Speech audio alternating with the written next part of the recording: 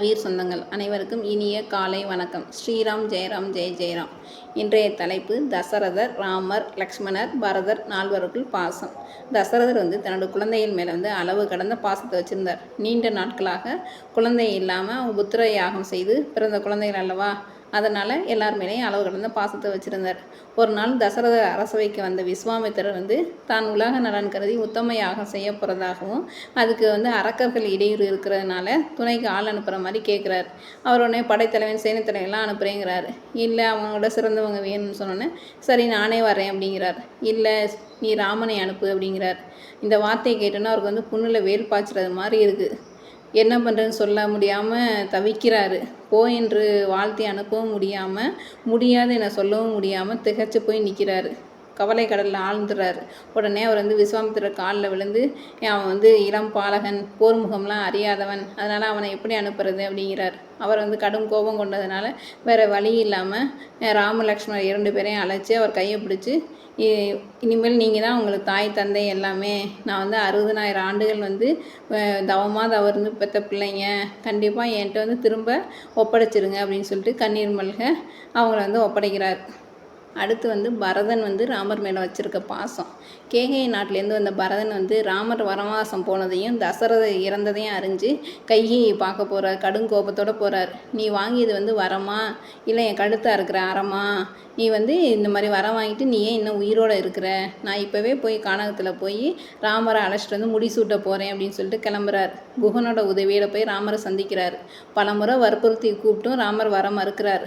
14 ஆண்டுகள் வனவாசம் செய்யணுங்கிற நியதியை கைவிடக்கூடாது.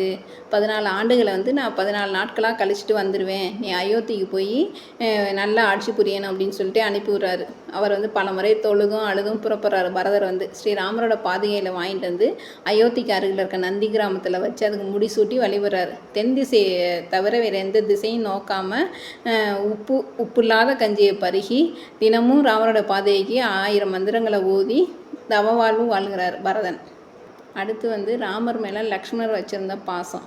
ராமர் வனவாசம் போனதுன்னு அறிஞ்ச லக்ஷ்மணர் எரிமலை மாதிரி கொதிச்சு எழுந்து நிற்கிறான். கோதண்டத்தை வளைச்சி ஓசையெல்லாம் உருவாக்குறான். உங்களோட மகுடாபிஷேகத்திற்கு தடை விதிச்சவங்களை நான் தவிடு பொடியாக்குவேன். இந்த பூ உலகம் மட்டும் இல்லாமல் 7 உலகமும் 14 உலகத்தையும் உங்களுக்கு உரிதாக்கி முடி சூட்டுவேன். யார் தடை செஞ்சாலும் நான் அதை விட மாட்டேன் அப்படின்னு சொல்லிட்டு ரொம்ப கோபமாக நிற்கிறான். அதாவது ராமர் இந்த சார்ந்த அலைப்பாயன் அயோத்தி மன்னிக்கே கோபம் வராதே, உனக்கு ஏன் இவ்வளோ கோபம் வருது? பொறுமையிலும் சிறந்து நிதானம்தான், நிதானத்தை கடைப்பிடி, இது யாருடைய குற்றமும் இல்லை, விதியோட பிழை அப்படின்னு சொல்லி அவன் அமைதிப்படுத்துகிறாரு. 14 ஆண்டுகள் வனவாசம் இருக்கிறப்ப லக்ஷ்மணர் பலா அதிபலா மந்திரத்தை உச்சரித்து உண்ணாமலும் உறங்காமலும் ராமனுக்கு தொண்டனாக இருந்து தன் தாயோட கட்டளைப்படி அவரை பார்த்துக்கிறாரு.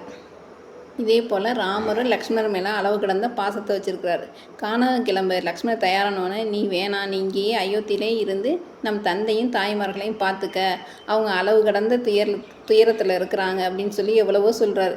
லக்ஷ்மணர் ஒத்துக்காமல் வந்தே தீருவேன்னு சொன்னதுனால தான் கானகத்துக்கு கூட்டிகிட்டு போகிறார். அங்கே சீதைக்காக நடந்த போரில் ராவண யுத்தத்தில் லக்ஷ்மணர் விபீஷணரை காப்பாற்றுறதுக்காக இறந்து போயிடுறாரு. அப்போ போர்க்களத்துக்கு வந்த ராமர் லக்ஷ்மணரை பார்த்தோன்னே மயக்கம் அடைஞ்சு விழுந்துடுறாரு. அனுமர் சஞ்சீவி மலையை கொண்டு 2 லக்ஷ்மணன் காப்பாற்றினோடனே ராமர் அடைஞ்ச மகிழ்ச்சிக்கு அளவே இல்லை. நீ விபீஷணர் உயிரை காக்கும் பொருட்டு இப்போ இவ்வளோ பெரிய தியாகம் செஞ்சுருக்க அப்படின்னு சொல்லி ரொம்ப மகிழ்ச்சி அடைகிறார். புறாவுக்காக தன் உயிரை கொடுத்த சிபி சக்கரவர்த்தி கூட என் தம்பிக்கு ஈடாக மாட்டான், லக்ஷ்மணோட தியாகம் இமயமலை போல் ஓங்கி நிற்கும் அப்படின்னு சொல்லி ரொம்ப மகிழ்ச்சி அடைகிறாரு. அவர் புகழ்ந்து சொல்கிறார். நன்றி, வணக்கம்.